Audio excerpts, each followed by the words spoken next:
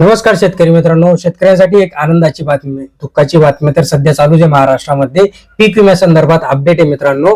महाराष्ट्रामध्ये पूर परिस्थिती आहे, खूप काही नुकसान झालंय आणि त्याच्यातच आता हा एक GR आला राज्य शासनाच्या वतीने 2023-24 मध्ये ज्या शेतकऱ्यांना पीक विमा मिळाला न होता किंवा ज्यांना 1000 रुपयांपेक्षा कमी पीक विमा मिळाला अशा शेतकऱ्यांसाठी ही बातमी आहे मित्रांनो। शेवटपर्यंत बघा, अगदी थोडक्यात तुम्हाला 1-2 मिनिटांमध्ये समजावून देणार आहे काय आहेत, कोणत्या कंपन्यांचे पैसे शेतकऱ्यांना येणार आहेत ते आपण याच्यातनं जाणणार आहोत। बघा, राज्य शासनाच्या वतीने एक GR काढण्यात आला आणि या GRच्या वतीने म्हणजे असा एक नियम आहे, ज्या शेतकऱ्यांना 1000 रुपयांपेक्षा कमी निधी मिळतो किंवा पीक विमा मिळालेला आहे अशा शेतकऱ्यांच्या खात्यामध्ये आता उर्वरित जी काही रक्कम आहे ती रक्कम ट्रान्सफर करण्यासाठी राज्य शासनाचा एक GR आला।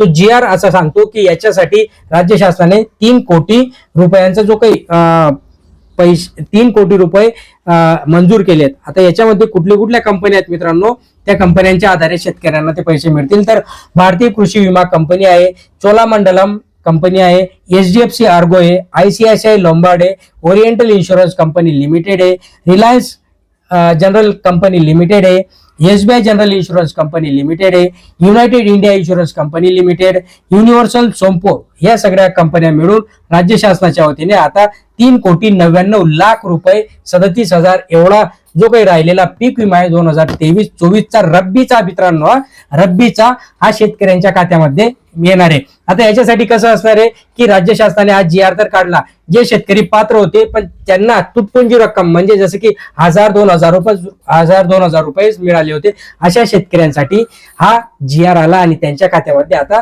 लवकरात लवकर ही रक्कम ट्रान्सफर होणार आहे मित्रांनो। आनंदाची बातमी आहे, लाईक करा, शेअर करा, सबस्क्राईब करा।